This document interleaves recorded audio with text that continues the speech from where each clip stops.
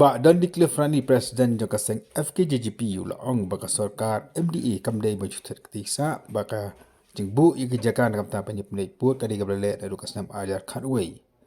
Hapekan bigrah patai ke buat hari merakut ke jalan kan kaput bat menteri rang bak ke jela ubah dan diklevru laong baka sarkar ke bamantan ada kalap baka dan ke jeng duna ya ke jeng dek jang sarkar hakis nam ke beradab kadi ke kamram jakapat mat penbaik mentah. Kaju ke poru laong baka sokar MDA pok ke jalan jaka seng NPP kadi banyale kan bala mantan paino itu gejaka kibale cepo asam. Ong ba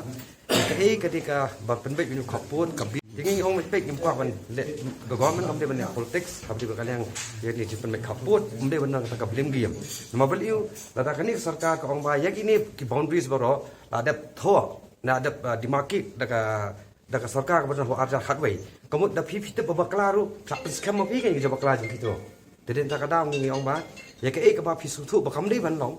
ya fight be kata kan om de ban su kenyak nak ban kenok ban tek tipat oh em nama ngi su le be ke kepala dap le dap droi ta kamak ho aja khat wei de kata ga dap kan sai mane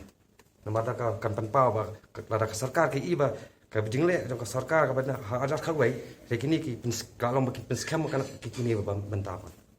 Yes, and third phase of discussion for resolving this border issue. So we told them that you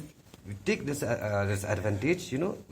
approach the government, Assam, because there will be some, like in the second phase or third phase, there might be so many area of differences. So I think the government should take advantage of it, how to get back these lands also. It's not about reviewing all the MOU, but there will be a heavy